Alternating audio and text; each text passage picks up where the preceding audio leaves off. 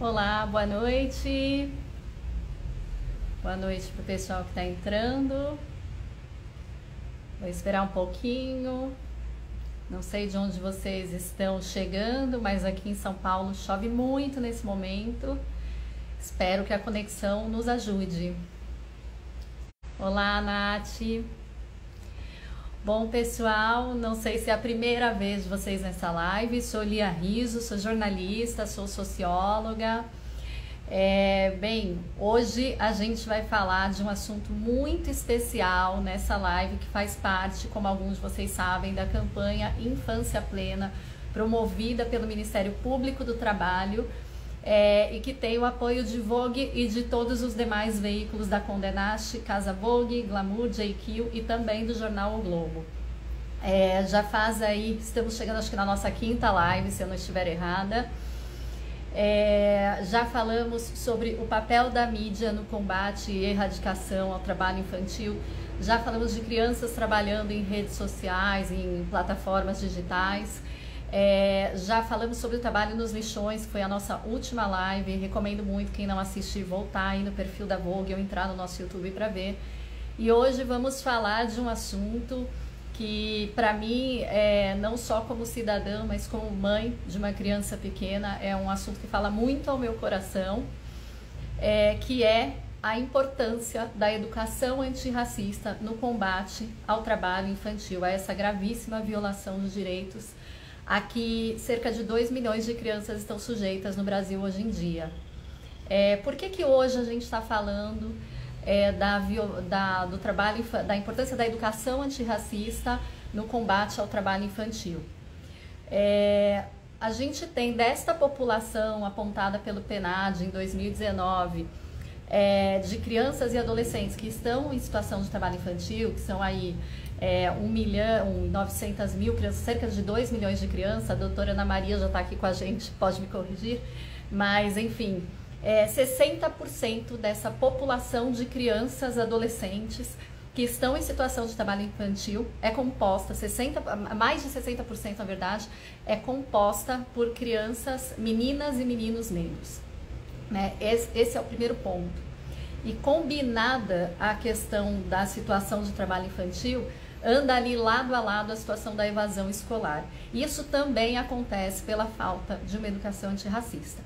66%, como disse a doutora Ana Maria. Bom, eu vou ver se as nossas convidadas já chegaram aqui, ainda não. Eu estarei hoje muitíssimo bem acompanhada por mais uma dessas procuradoras que conduzem esse trabalho seríssimo, que é a doutora Elisiane Santos, e também estarei com Dé Bastos, minha amiga pessoal, comunicadora, hoje diretora de criação e conteúdo da agência Publicis, e que também, a Elisiane já está aqui, vamos tentar colocá-la. A Dé Bastos, de quem eu estava falando agora, é autora de um perfil por onde eu me informo e aprendo muito, que é o Criando Crianças Pretas. Que convive com alguma criança ou adolescente, ainda não segue, por favor, sigam. Doutora Elisiane, eu vou pedir para você, você conseguiu entrar? Entrou, opa! Vamos esperar a doutora Elisiane aqui Eu tô sem aparecer no nosso imagem, vídeo. né? Eu Tá já sem sei o que imagem por enquanto. estava com a tela. Agora sim. Estava com Agora a tela sim, virada. doutora. Tudo Seja bem? Boa muito noite. bem-vinda. Boa noite, a doutora vem vindo de uma maratona de lives, né?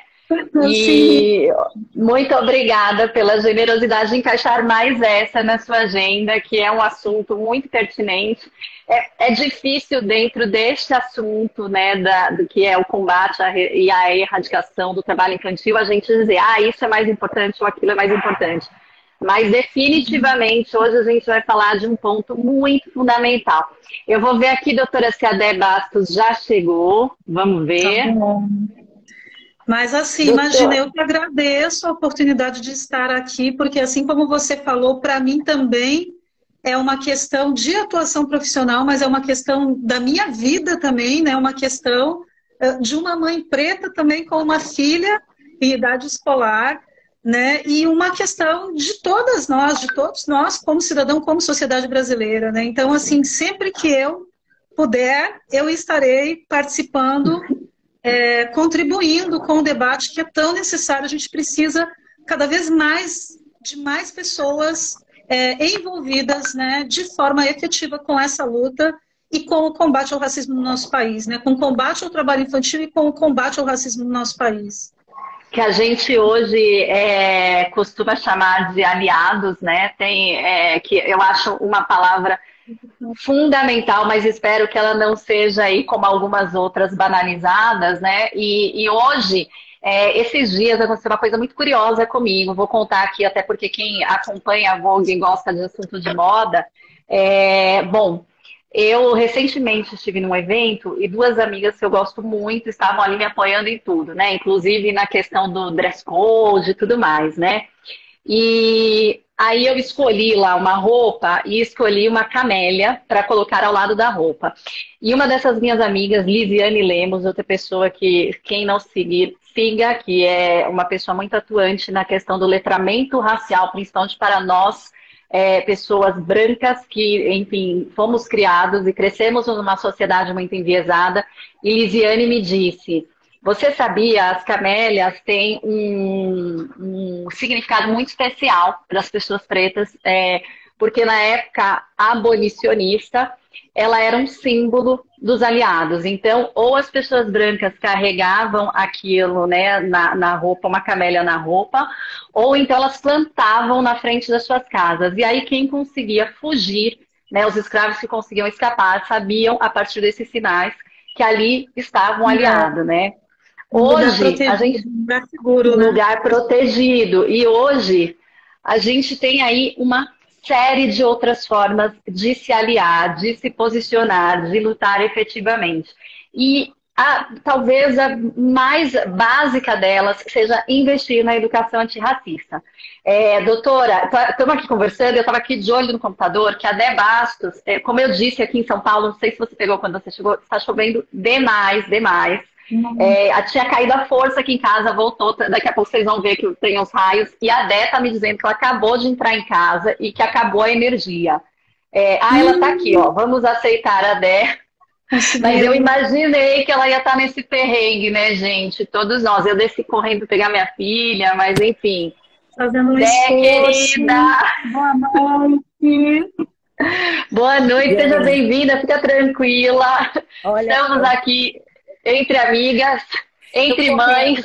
E eu correndo para caçar a casa com energia no bairro. Desculpa a demora, gente. Não, gente, isso é a vida real. A gente aprendeu a trabalhar de casa e nesse esquema assim, de vida nua e crua durante a pandemia. Isso é uma coisa que definitivamente não muda mais. Então, assim, te peço desculpa pela sua correria. Estava aqui já batendo um papo com a doutora Eli. E vamos lá, gente. Eu estava contando para a doutora que esses dias eu descobri que o uso da camélia tinha um simbolismo muito importante para pessoas pretas. Quem me disse isso, quem me ensinou foi a Lise Lemos. E eu disse, né, bom, lá atrás a gente tinha alguns sinais que eram mais sutis, né? Hoje existem muitas formas de se aliar. E a educação antirracista, para mim, é talvez a mais básica, quando eu digo a de base, né? Porque, para quem chegou agora, incluindo a Dé, a gente já tinha feito aqui uma introdução dizendo, né, que nessa situação, que de novo é gravíssima, é de violação de direitos básicos fundamentais de crianças e adolescentes, que é a situação do trabalho infantil, a gente tem 66% da população de crianças trabalhando hoje formada por meninas e meninos negros, 66% de 2 milhões. É muita coisa, é uma situação que anda lado a lado com outras questões, como a da evasão escolar. E quando a gente fala da evasão escolar, não é só a criança, ou adolescente, ou jovem adulto deixar a escola. É inclusive ele chegar na escola e não se sentir visto e não se sentir pertencido. E quando uma criança se sente vista, toda a perspectiva de vida dela pode ser mudada. Eu vou passar a palavra para vocês, esse definitivamente não é meu lugar de fala, mas é um lugar que eu quero ocupar como aliada, que eu convido todos que estão nos assistindo e que acompanham vocês a ocuparem também, não só pela questão do trabalho infantil, mas principalmente por conta dela. Doutora, hoje eu vou fazer uma ordem diferente do que eu costumo fazer nas outras lives. Eu vou começar pela Dé, que tem o perfil Criando Crianças Pretas. A Dé é mãe como a gente também. Eu aqui tenho uma que faz 7 anos na sexta-feira, da Dé acho que é um pouquinho mais novo, né, Dé? José tem 4. 4. 4. E Eli, você tem uma filha também, né? 12. Vou ficar te chamando de Eli. Semana passada. Oh, meu Deus, que fase. Mas isso é assunto para outra live. Ela vem do futuro para contar pra gente. Essa parte você não conta hoje, tá, Eli? Mas vamos lá, né? Do que a gente está falando quando falamos de educação antirracista? A primeira coisa que eu gostaria que as pessoas que estão nos assistindo ouvissem.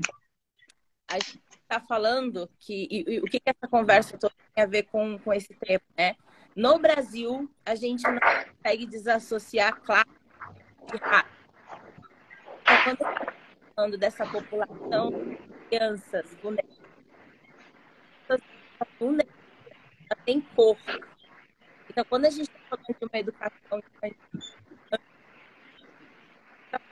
Vocês estão ouvindo bem ou tá cortando um pouquinho? Tá cortando um pouquinho, né? Eu tô conseguindo entender o que você diz, né? Que essas crianças têm cor, que é um perfil que tem raça, que tem gênero. Vamos tentar de novo, quando a gente fala nessa situação. De novo, porque é isso, né? Sem energia aqui no 4G. Vamos lá. Se vocês estão vendo, o meu computador tá ligado, tipo, eu tô fazendo o computador à luz. Mas vamos lá. O que eu tô dizendo é que no Brasil não se desassocia classe de raça. E aí, quando a gente está falando de uma população infantil vulnerável, a gente está falando de crianças pretas. A educação racista, ela é uma educação que enxerga crianças pretas como um recorte. Então, quando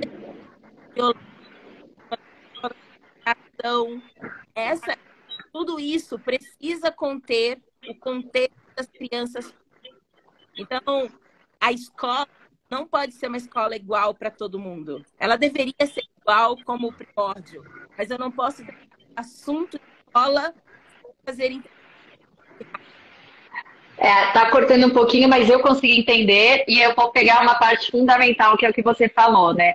A escola, ela não deveria ser, né? Mas ela é. E agora, passando a palavra para a doutora Eli, a gente estava falando um pouco, até antes dessa conversa, o Ministério Público do Trabalho tem feito ações nas escolas, a gente vai ter uma live somente sobre esse assunto no próximo mês, em dezembro, mas eu queria que você trouxesse para a gente, a partir da sua experiência como procuradora, mas também como mãe que teve uma filha num colégio onde existiam esforços antirracistas, embora a gente saiba que ainda é pouco, é uma coisa que está começando. Mas conta pra gente, doutora, por favor. Bom, boa noite a todas, a todos, a todes. Lia, né? A gente já estava conversando antes, mas agora iniciando mesmo. Primeiro, eu acho que é importante a gente pensar, né? Não que isso seja o mais importante, mas assim, entender que existe uma lei, que é a Lei 10.639, que exige que todas as escolas públicas e particulares insiram nos seus projetos pedagógicos e nas diferentes disciplinas o ensino da cultura e da história afro-brasileira e indígena também, que foi acrescentado pela Lei 11.645. Né? Isso significa dizer que nós precisamos, e uma questão importante é que essa lei ela não surge do nada também. Né?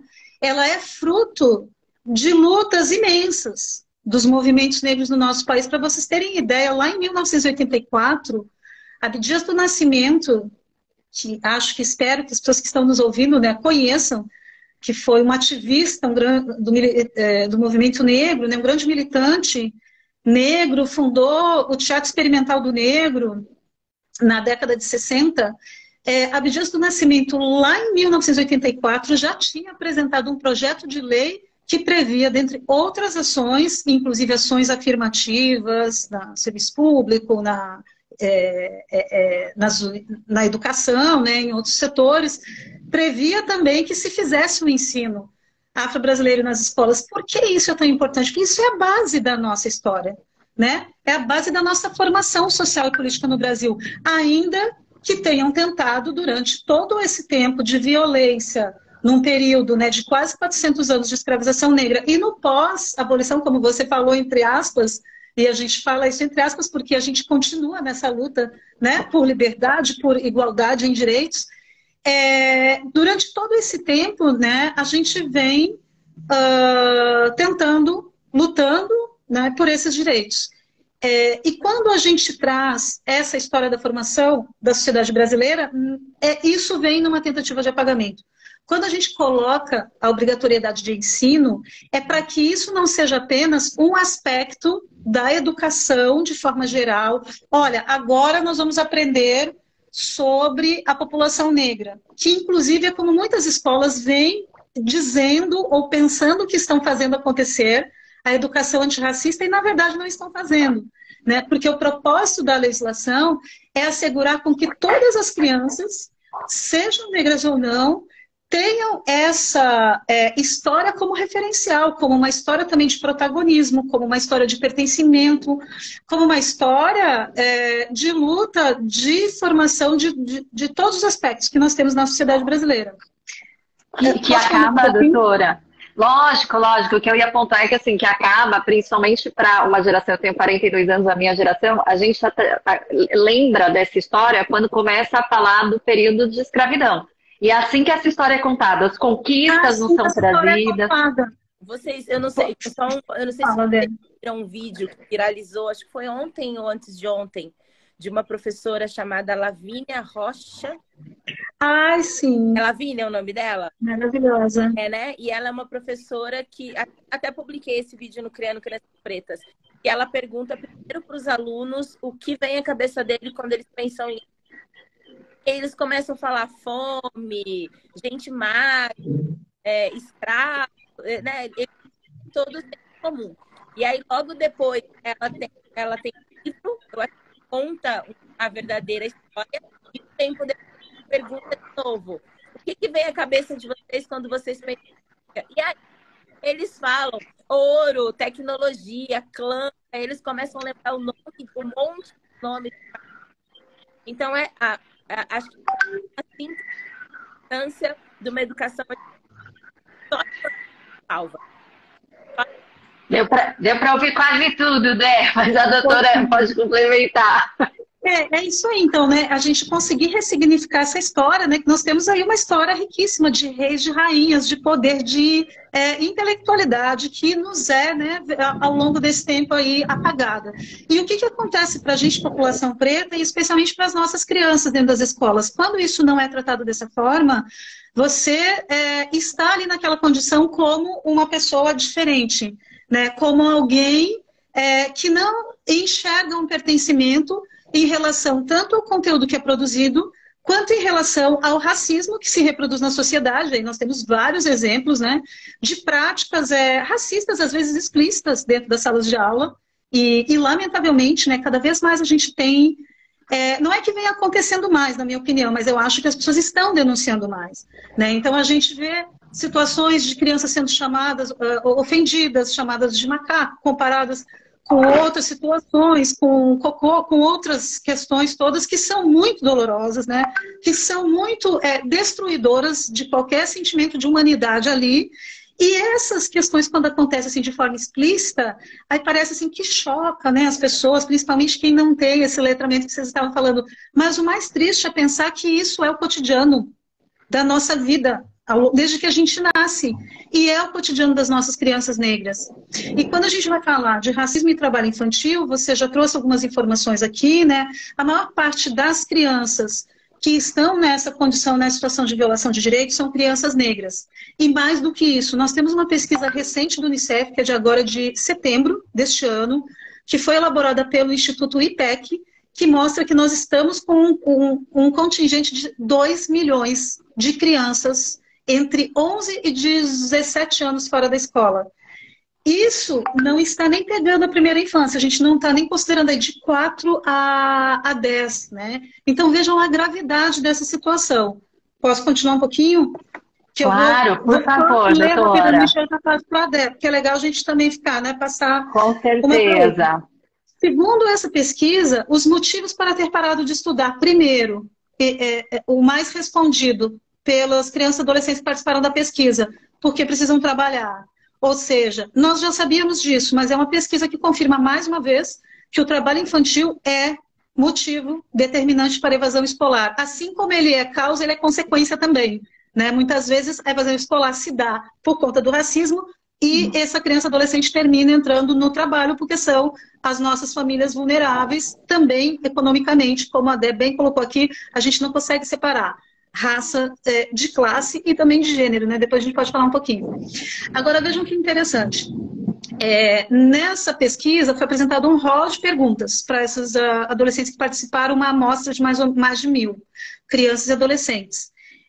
O racismo, de forma explícita, né, aparece no final da lista, como motivo para deixar a escola, ter sofrido preconceito e discriminação racial. Mas vejam outras causas que aparecem lá em cima. Por não acompanhar explicações ou atividades passadas pelos professores, porque a escola ainda não tinha retomado a atividade. Bom, aqui tem outros fatores, mas também entra um pouco da questão do racismo estrutural. Porque sente que a escola é desinteressante, porque não gostava dos colegas ou professores, porque se sente pouco útil, ou que a escola não é muito útil para aquela criança ou adolescente, porque não se sente acolhido na sua escola. Tem outras questões aqui, por causa de casos de violência e por ter sido vítima de preconceito. Vejam que todos esses outros motivos, embora não falem explicitamente sobre o racismo, está também relacionado. Porque exatamente. Você não se sente presente, você se sente diferente, é aquilo que a gente está falando. Então, o racismo ele acontece, ele não precisa acontecer na forma de ofensa e na forma explícita. Ele acontece pela ausência de acolhimento, pela ausência de pertencimento, pelo silenciamento do racismo que acontece dentro da escola, que não é tratado como racismo muitas vezes, é tratado só na temática do bullying, e aí você silencia aquela criança negra mais uma vez, né? E todos esses fatores foram apontados aqui por essas crianças e adolescentes que evadiram como causas por ter levado para o abandono da escola.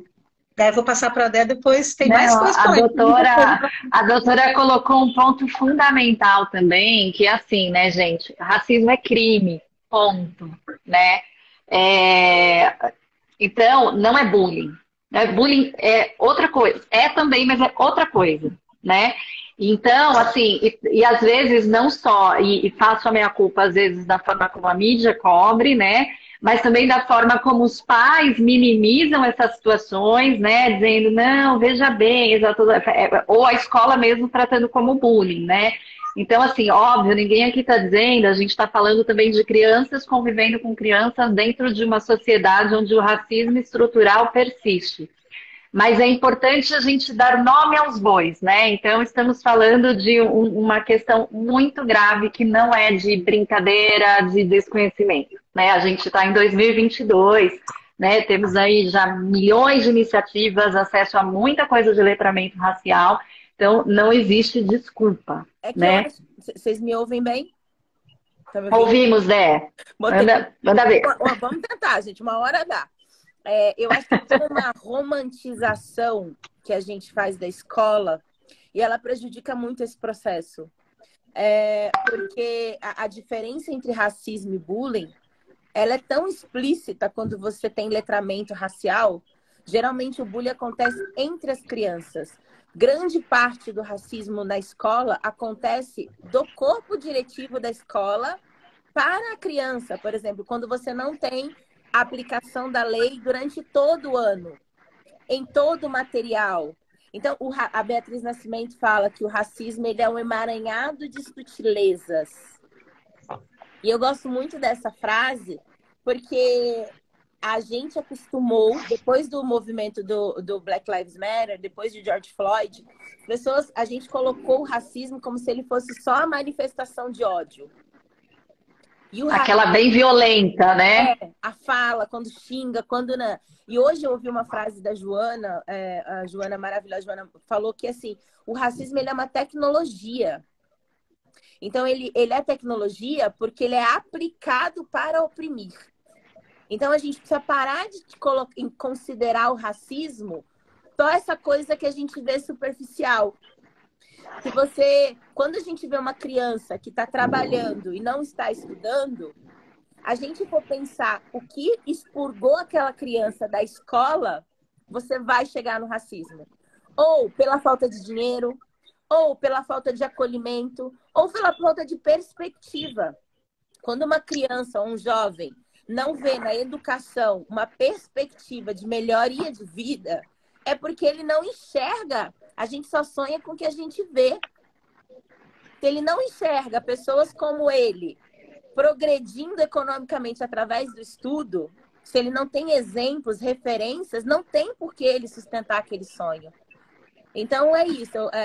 A gente precisa enxergar. Às vezes as pessoas falam assim, mas vocês veem racismo em tudo. É porque, infelizmente, há racismo em tudo. Eu concordo. Posso seguir aqui? No fim? Pode. Olha, raramente fico tão sem palavras, mas enfim, exatamente. Eu ia completar com uma coisa aqui e até me perdi um pouco, porque realmente, enfim, como você falou, está em tudo, né? Não, é aquela coisa assim de não é mimimi, né? Mimimi definitivamente é a dor que dói no outro, né? Que a gente não sente. Então, assim, não é mimimi. E tem eu me lembrei do que eu ia falar, né? Que é a coisa do ciclo, né? Uma vez eu escutei, acho que foi o Ricardo Paes de Barros, um economista, falando sobre o ciclo da doméstica, né? Então, a filha da doméstica que começa ajudando a mãe numa faxina e continua, e a mãe já foi filha de outra doméstica, que provavelmente foi filha de outra. Desculpem até usar esse termo, não sei nem qual é o termo hoje que se usaria, mas assim, uma auxiliar de serviços na casa.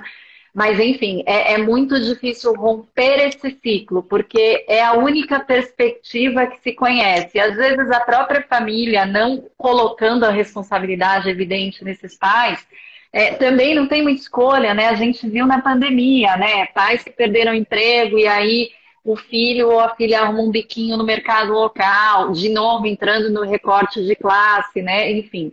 Então, é um ciclo muito perverso, né? Que permanece, que persiste, porque é estrutural, como o racismo é. Por favor, doutora. Sim.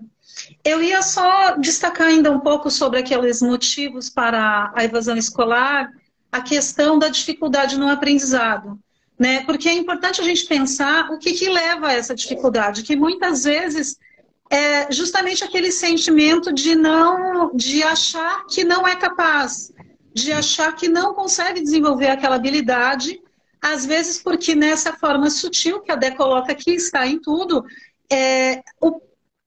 infelizmente, né, professores terminam reproduzindo o racismo e têm tratamento diferenciado em relação a crianças negras e não negras, tem preferências, tem falas às vezes explícitas. Vamos falar com aquele, né, que é o mais, não sei, comportado, ou bonitinho, ou dos olhinhos, né, tal ou tal. São marcas, são signos, sintomas de uma sociedade fundada nessa exclusão que adotou estereótipos que estigmatizam as crianças que não se enquadram naquele estereótipo, né? E isso faz também com que a criança termine se sentindo não capaz de desenvolver habilidades. Né? Então, é muito importante a gente pensar nisso. Na questão dessa reprodução estrutural do racismo, a Dé estava falando aqui, eu fui anotando algumas coisas, né? De como fazer essa educação antirracista acontecer, que não basta chegar agora, nós vamos fazer um letramento, tem muitas escolas fazendo isso, né? Aí vai lá, faz uma reunião.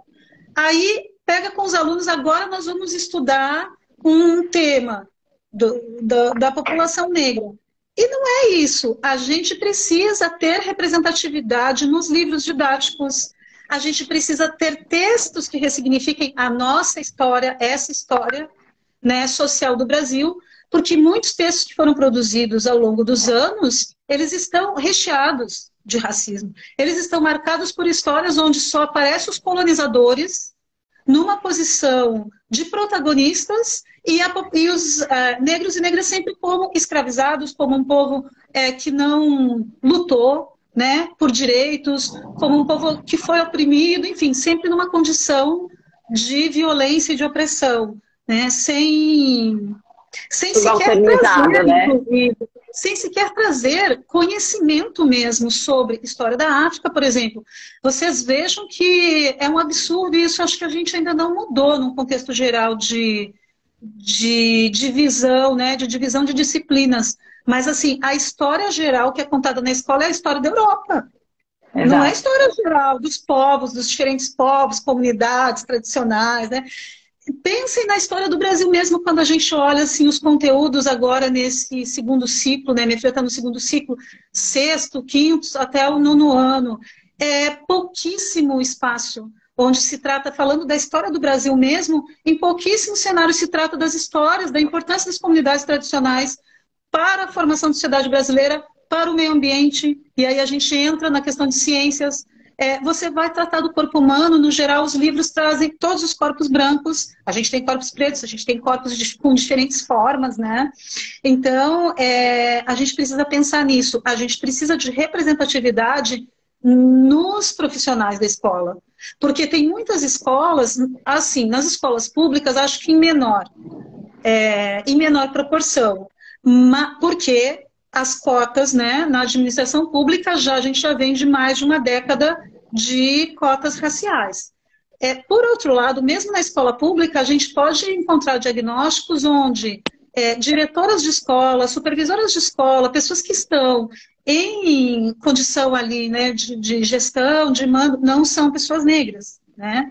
E nas escolas particulares a gente vai encontrar então um cenário que é muito mais perverso, que é encontrar os profissionais negros da escola apenas nas atividades ali de limpeza, cozinha, merenda escolar, muitas Inspetora vezes do corredor no máximo. E não tem... Às vezes algum professor de educação física, de capoeira e tal, mas nas disciplinas do currículo obrigatório são poucas as escolas que estão fazendo, né, essa inclusão. Queria só fazer um ponto com essa fala dos funcionários da escola pública, que provavelmente é grande parcela das pessoas que estão nos assistindo, é que, às vezes, o racismo é sobre desumanizar os nossos corpos. Às vezes, essas pessoas que trabalham na portaria, na faxina, elas nem têm nome. As crianças nem Era o ponto que eu ia colocar, As crianças, elas nem reconhecem essas pessoas. Então, é a tia da cantina, é o tio da portaria. Então, assim, tamanho é. Então, às vezes, a gente tá super se achando letrado, a gente tá super lendo coisas sobre racismo, mas você não parou para prestar atenção que teu filho não dá nome para as pessoas que estão em posição de subalternidade quando elas são negras, porque aqueles corpos, de fato, não importam. Então, assim, eu só queria aproveitar e deixar aqui uma dica de um livro que me ajudou muito nessa pesquisa sobre escola, que é o do silêncio do lar ao silêncio escolar, da professora Eliane Cavalheiro. É uma pesquisa com uma análise muito bem feita de episódios de racismo na escola. E, assim, é isso, a informação está aí. Esse livro é incrível, chama Do Silêncio do Lar ao Silêncio Escolar. Essa live, gente, como todas que a gente tem feito, ela depois vira uma matéria que é publicada no portal da Vogue, né, nos outros veículos da casa, do IQ, o Glamour, Casa Vogue. Então, essas referências também estarão lá. E fiquem à vontade para trazer também, que tem um outro ponto. Eu vou sair um pouquinho dessa temática, mas vocês, claro, podem voltar, que eu me lembrei de uma situação que um dia surgiu no meu grupo de mães de colegas da faculdade, onde, né, num claro reflexo de tudo que a gente está dizendo, eu acho que eu tinha 2 ou 3 colegas negros, e a esposa de um deles está nesse grupo, tem uma filha negra, e a discussão que se começou foi quando começar a falar com crianças sobre isso, né? E aí, óbvio, né, cada um ali bota seu ponto de vista, e uma das coisas que surgiu foi... sabe quem faz essa pergunta? Quem tem a escolha de ou postergar ou de não falar.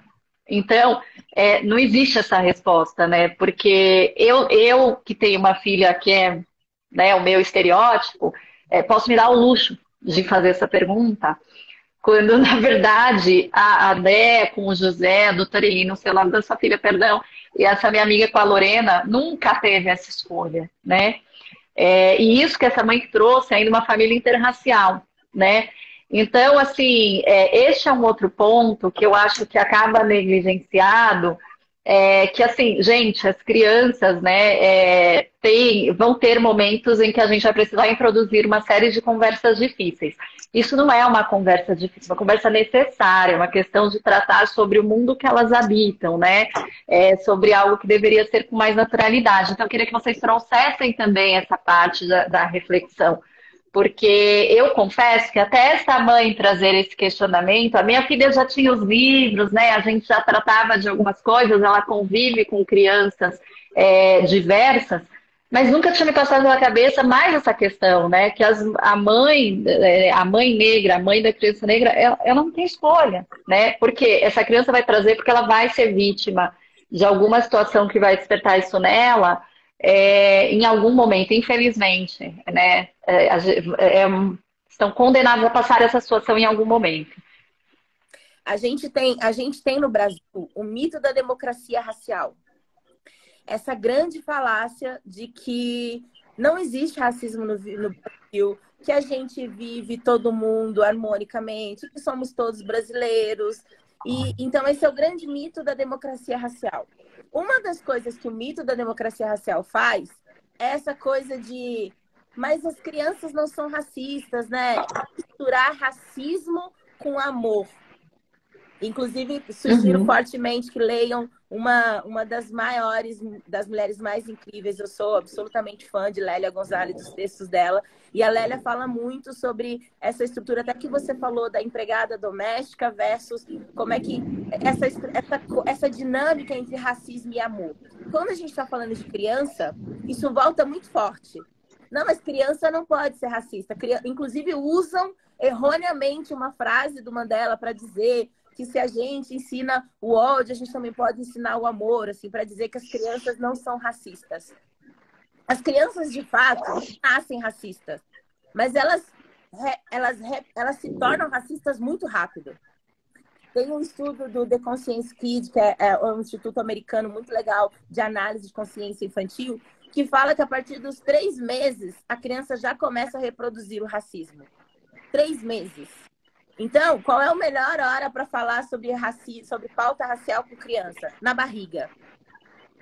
Se você não fortalece o seu em volta, se você não dá referência para essa criança muito pequena vai começar a reproduzir o racismo estrutural. Eu concordo com a Dé. Eu acho que não tem idade, né? E eu acho que a gente tem uma falsa ideia também de que as crianças, que criança não pode falar sobre determinados assuntos. Gente, as crianças têm muito mais facilidade e naturalidade do que nós adultos e adultas e adultos para falar sobre temas complexos, sobre temas da vida, sobre diversidade de orientação sexual, inclusive porque elas ainda não têm as amarras que nós temos, de medos, né? De se expressar. E enquanto ainda não construíram esse cenário racista que a Dé colocou, elas também não estão enxergando essas diferenças com hierarquias entre elas. Porque o problema da diferença é esse, é você construir, né, esses modelos de superioridade, de beleza, esse aqui não é, e começar a excluir, né? A partir disso, eu acho que o que é muito importante é essa vivência, né? É você oportunizar que a sua criança possa ter, desde os primeiros dias e os primeiros anos de vida, uma convivência com diferentes crianças de diferentes contextos de vida. Mas ela quer falar. É porque assim, eu queria só concluir. De características, né, raciais. Só para eu concluir, porque o que acontece também? Uma criança branca que convive apenas com pessoas brancas, ou se ela convive com pessoas negras apenas em condições de subalternidade, ela vai reproduzir aquela situação achando que as pessoas precisam servir a ela. E ela vai fazer isso com as colegas da escola também, né? Então, assim, os pais têm um compromisso, os pais, a família, as mães, os pais, os responsáveis e as responsáveis, né?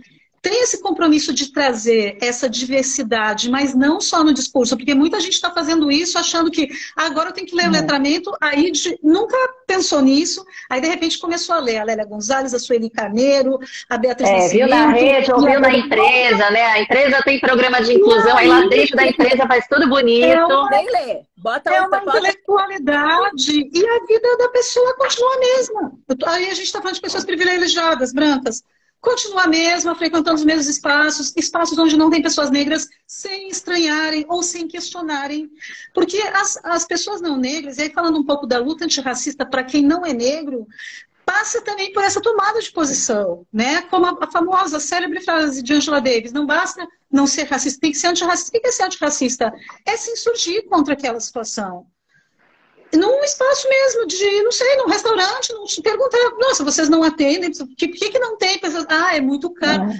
Então, e aí, quem sabe adotar uma posição?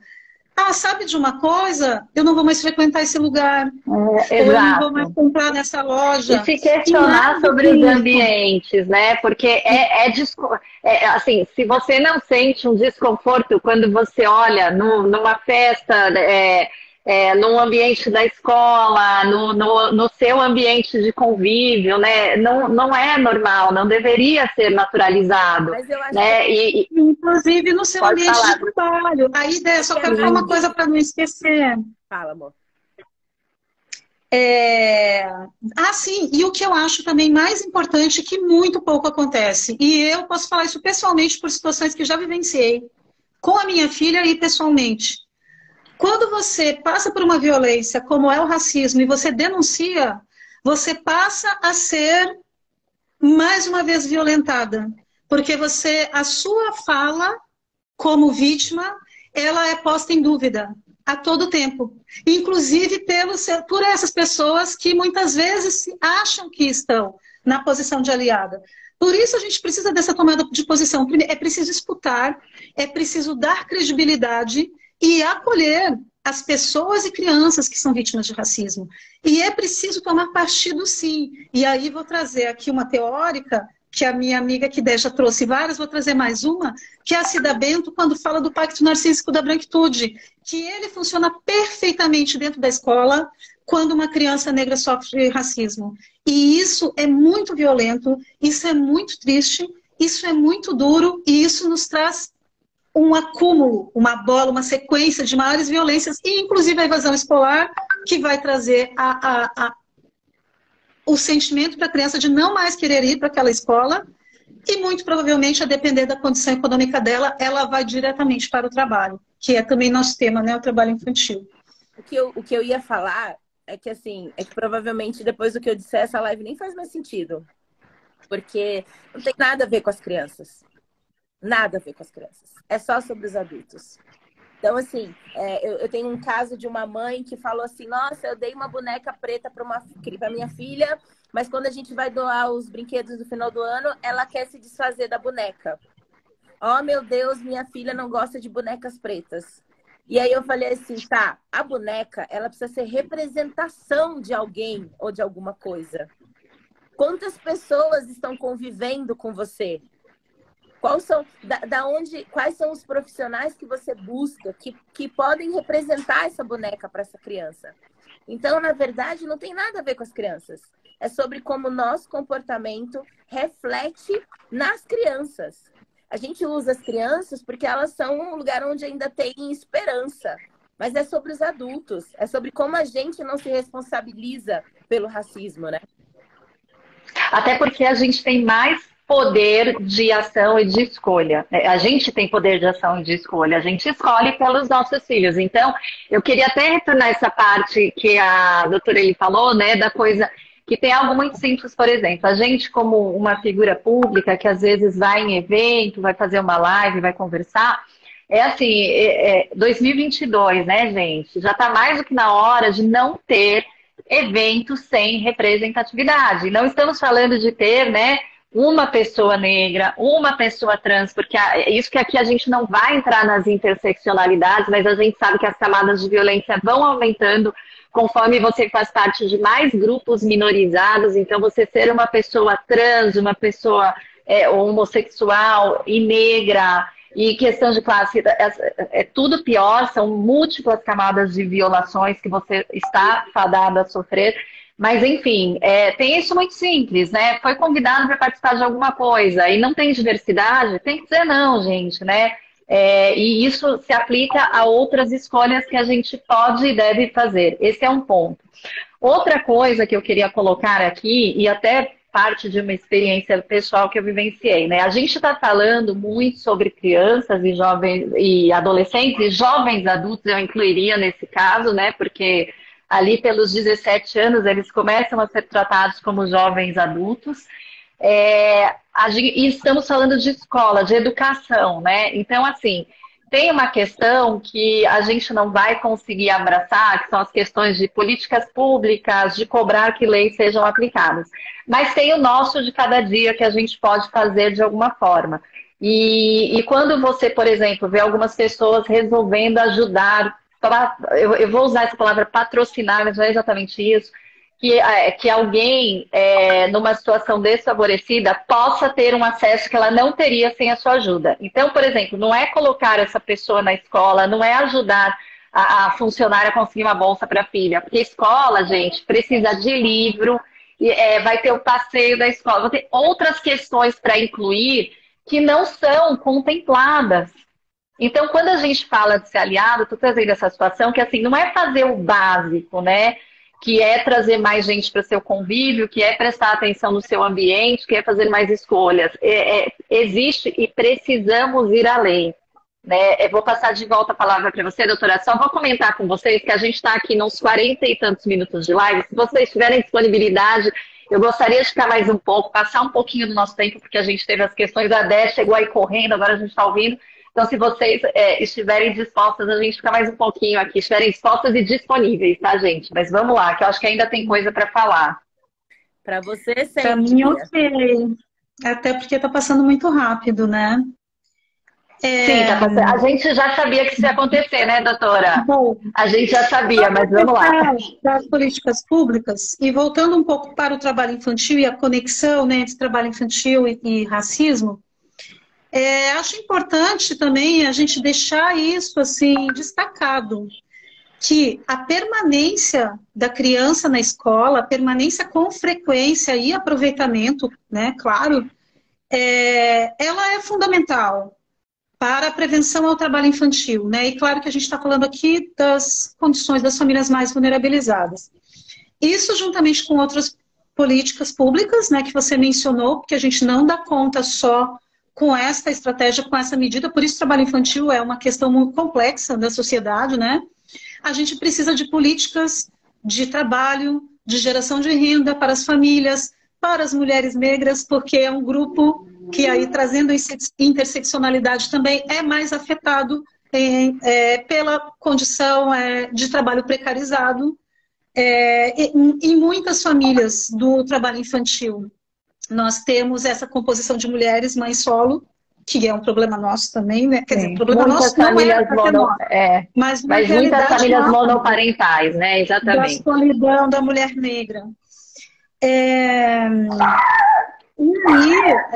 O que eu queria colocar é que a gente tem essa esfera de atuação e atribuição do Ministério Público também, né? Do Ministério Público do Trabalho. E aí, pensando nas questões que acontecem dentro da escola, tanto relacionadas à vulnerabilidade das famílias, quanto a essa não implementação da Lei 10.639, elas podem e devem ser denunciadas, né? Não só os casos de racismo explícito que terminam indo para a esfera da atuação criminal, né? E às vezes não vai, porque também é um ambiente onde há muitas dificuldades ali de levar essa situação adiante, mas eu vejo também como um ambiente, uma possibilidade de esclarecer aqui a sociedade e as famílias, principalmente estão nas escolas, para fazerem essas denúncias, né? No Ministério Público Estadual, que é quem fiscaliza o cumprimento da Lei 10.639, né? Então, assim, claro, e de repente vai dizer, mas se já tem a missão de fiscalizar, por que não faz? Ou será que não está fazendo? Deveria estar fazendo. Mas no momento em que as denúncias chegam, quanto mais denúncia chega, também é uma forma de cobrar, né? Olha, Ministério Público estamos cobrando a implementação da lei. Na minha escola não tem professores negros. Na escola da minha filha sofreu racismo e eles não sabiam como lidar com a situação. Não tem uma... Doutora, isso vale para a escola pública e para a escola particular? E para a escola privada? Perfeito. E do ponto de vista do Ministério Público do Trabalho, essa denúncia chegando a nós, a gente também tem aí uma possibilidade de atuação no que diz respeito às contratações de profissionais, né, negros e negras, verificar como que está essa questão na escola, verificar numa situação de racismo o quanto também os trabalhadores, porque a nossa atuação é do ponto de vista do trabalho, né, o quanto os trabalhadores e trabalhadoras são impactados por essa situação, o quanto essa situação pode se refletir nessa condição de trabalho infantil também, naquela comunidade, naquele território, né? Então, assim, é importante que essas denúncias cheguem. Eu já vou aproveitar e dizer o nosso site aqui, canal de denúncias, que é o www.mpt.mp.br. Nós não atuamos na esfera criminal, mas atuamos em todas as questões que estão relacionadas ao trabalho, condição de trabalho dos profissionais da escola e as questões que envolvem, de alguma forma, essa situação de trabalho infantil. Eu acho que é interessante, doutora, até falar sobre a lei. Eu me surpreendi muitas das vezes em que fui a colégios, quando fazia consultoria nas escolas, e as escolas, o corpo diretivo da escola não conhecia a lei. Então, acho que é interessante a gente falar de como a lei 10.639 depois foi atualizada com a lei 10.635, que era justamente, ela diz que a cultura afro-brasileira e indígena precisa estar em todo o universo escolar, das escolas públicas e privadas. Então, assim, muita gente desconhece a lei. Quando conhece, acha que é só para a escola pública. Então, você vê, às vezes eu sinto que a gente está lá na frente falando sobre outras pautas e a gente tem que dar 10 passos para trás. A lei está fazendo quantos anos, doutora? 30? É de 80 e... Não, 2005. 2005. A lei... 2009 depois. Então, a lei está fazendo... a lei já tem aí mais de 10 anos. 84 foi um primeiro projeto. O primeiro projeto, isso. Mas a conversa está desde 84. A lei está aí há mais de 2005. A gente está em... A lei já está aí há mais de 10 anos e ainda tem muita gente que desconhece. Então, sim, a gente precisa, às vezes, falar o óbvio. Então, é isso, assim, contemplar, é melhor falar da lei, dizer o que a lei contempla de uma forma, às vezes, até mais didática mesmo. Sim. E aí, pegando o gancho aqui, falando um pouco mais da nossa atuação, a gente também tem a atuação direcionada à exigência, né, de políticas públicas, que é da responsabilidade do município.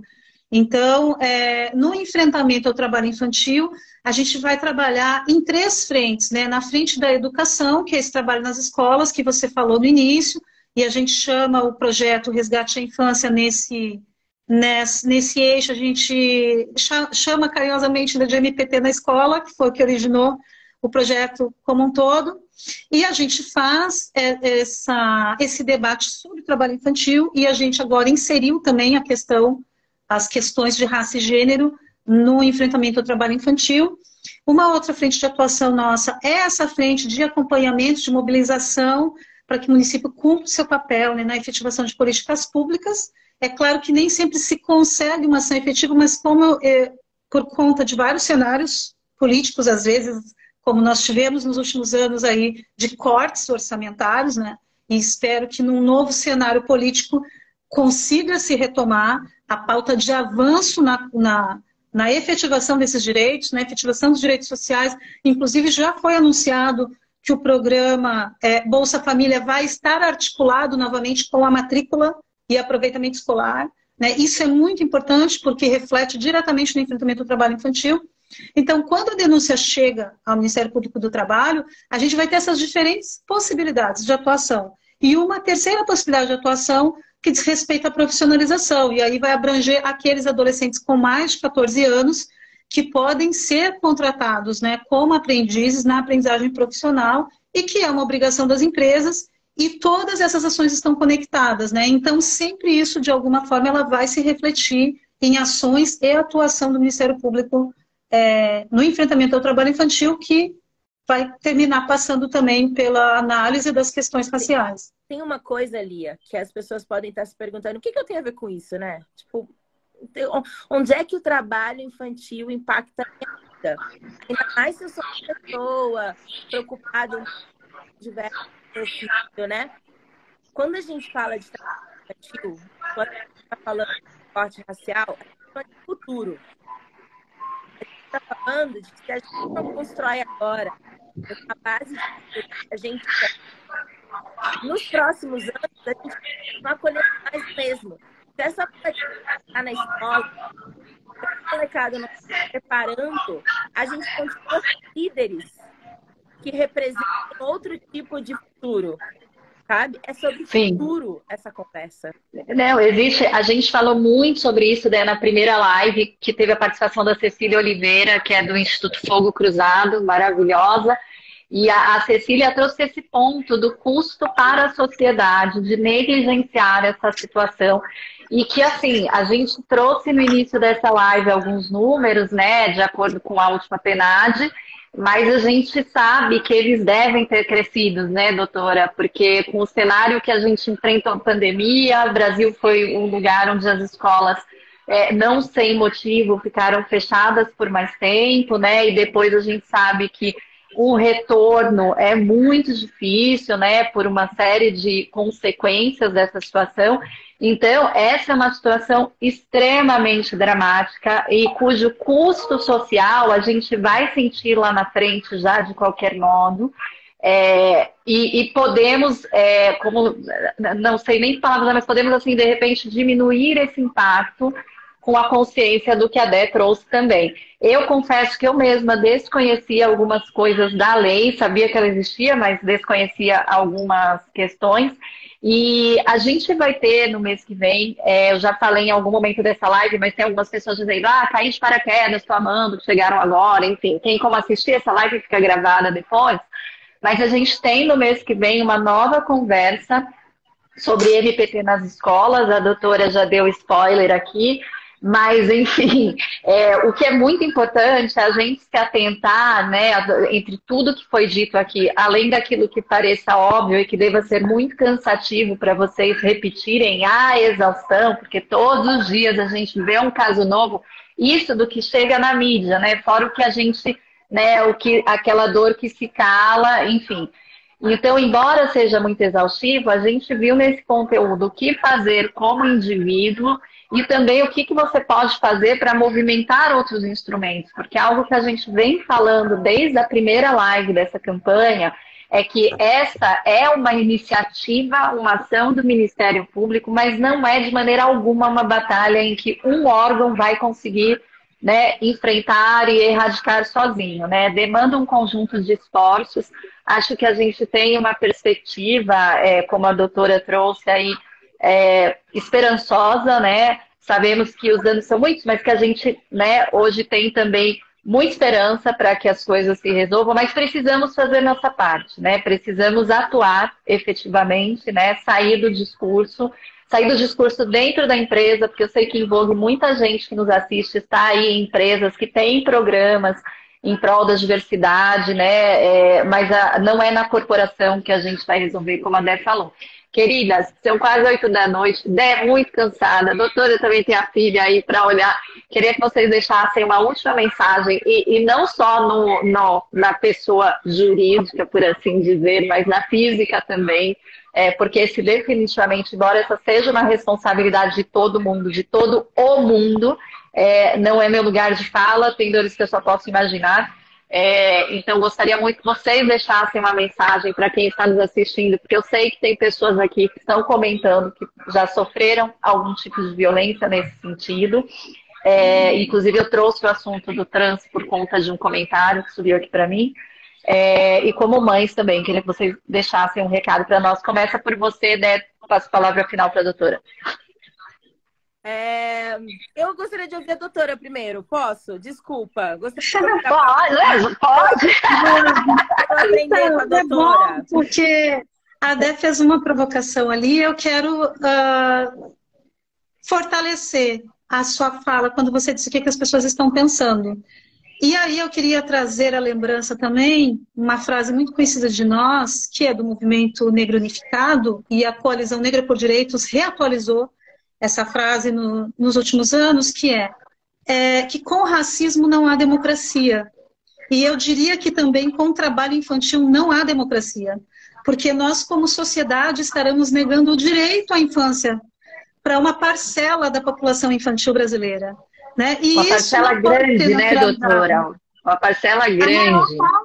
Bom, uma parcela grande. E essa violência ela não pode ser naturalizada, porque isso é a própria desumanidade. Né? É perpetuar esses ciclos de violência, de opressão, de desumanização, né, da nossa população negra e também de outros grupos historicamente discriminados, e não por outro motivo. Nós temos na nossa Constituição Federal, que é uma Constituição fruto da luta dos movimentos sociais, fruto da luta da sociedade brasileira, que num cenário ali de disputas, conseguiu afirmar, olha, nós queremos esses direitos e vamos lutar por eles para que eles estejam protegidos. E a nossa Constituição traz no artigo 227 que é dever do Estado, da sociedade e da família assegurar proteção integral a crianças, adolescentes e jovens. Então, esse dever não é só da instituição Ministério Público do Trabalho, é também da instituição, é meu dever como Elisiane, pessoa, cidadã, que faz parte dessa sociedade brasileira, é meu dever como mãe, é dever de cada uma de nós que está aqui assistindo, porque nós queremos uma sociedade justa, igualitária, com igualdade de oportunidades para todos, todas e todes, com garantias de direitos básicos, de direitos sociais para todas, todos e todos. Então, nós não podemos seguir com infâncias ceifadas, infâncias, né, faceladas. A infância tem que ser um direito de todas as crianças. É isso. Agradeço muito pela participação.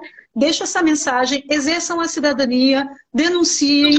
O telefone também diz que denúncia para situações de trabalho infantil e qualquer violação de direitos humanos é o Disque 100. O site do Ministério Público do Trabalho, já falei aqui. Nós temos também a possibilidade de encaminhamento de denúncia por um aplicativo que se chama Pardal MPT. É só entrar lá no celular e baixar o aplicativo.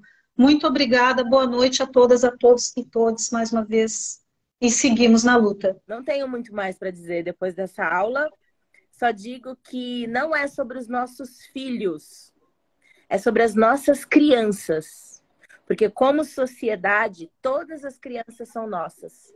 Toda vez que o nosso Estado falha com uma criança, a gente falhou como sociedade. Então, se a gente não sair de um lugar de culpa e ir para um lugar de responsabilidade, se a gente não sair das nossas histórias individuais e entender a importância de um coletivo, a gente não vai construir um futuro diferente do que a gente está colhendo. Então, é isso. Eu pouco falo hoje em dia sobre essas questões, mas queria agradecer o convite muito especial da Lia. Lia, eu vou proibir você de parar com essa mania de falar de lugar de fala.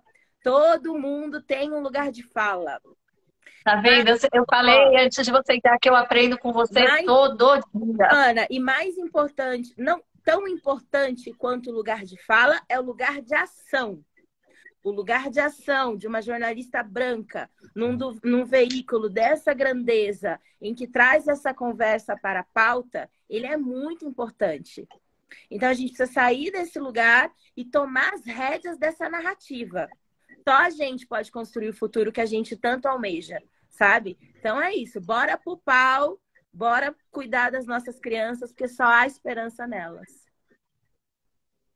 Vamos esperançar, né? Trazendo o Paulo Freire aqui para fechar, esperança com ação. Tem um ditado iorubá que diz que a esperança é o pilar do mundo.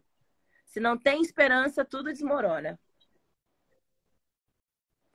Isso aí, meninas. Ó, me deixaram sem palavras mais uma vez. Mas, enfim, que bom, porque o protagonismo tinha que ser de vocês. Bom, muito obrigada, doutora. Muito obrigada, Dé. Duas mulheres imensas e inspiradoras. Eu espero de verdade encontrar vocês em mais papos. A gente teve aí Eu fico aqui olhando os numerozinhos, né? De acordo com as outras lives, fica a sensação que menos pessoas entraram, porque, gente, de novo, em São Paulo, né, tava um caos. Teve muita gente que chegou no meio do caminho, mas foi tudo muito elogiado. Eu vou até ler para vocês, é uma coisa que geralmente eu não faço, ó, é dever nosso proteger e defender as crianças, tema importantíssimo, chega de trabalho infantil, parabéns pela live, caí de paraquedas, mas estou amando, muito enriquecedor, é uma pauta muito relevante. E é muito generoso que vocês tenham de novo aberto a agenda de vocês. Eu sei que as duas tiveram um dia cheio, tem aí a dupla, a tripla jornada que muitas de nós conhecem, mas persistem, né? E espero que perseverem cada vez mais. De novo, todos esses temas estão reunidos já no site da Vogue. As matérias são publicadas também na Glamour, na JQ, na Casa Vogue. A gente tem bimestralmente artigos assinados pelo time de procuradoras do Ministério Público, a quem sou muito grata, porque eu, pessoalmente, posso dizer que estou aprendendo demais nesses últimos 6 meses e espero que vocês também não só aprendam, mas absorvam e venham para a ação. Esse chamado que a Dé fez, quando a gente sente esse chamado e atende a ele, não é confortável. A gente, em algum momento, pode se constranger com a gente mesmo. Mas, assim, gente, errar, a gente erra, privilégio se erra. O que a gente não pode fazer é sentar em cima dele e não usar, de novo, para que essa sociedade se torne uma sociedade onde todos alcancem, né? Onde as coisas fiquem na mesma altura, a gente parta do mesmo ponto de partida. Isso é o que eu desejo para a minha filha, para os filhos de vocês, para as filhas de vocês, para as nossas crianças, como disse a Dé. De novo, muito obrigada. Boa noite, pessoal. Não deixem de ler. Quem chegou no meio, assista novamente. Assista de novo ou volte para assistir, enfim. Mas muito obrigada mesmo, meninas. Foi transformador. Bora que dá. Vamos aproveitar essa onda de... Obrigada. Não é não, doutor? Boa noite. Bora que dá. Vamos lá. Boa noite. Tchau, tchau. Vamos em frente, sempre em frente. Sempre, Nem um gente. passo atrás. E juntas. Ninguém vai ficar pelo caminho. Tchau, tchau.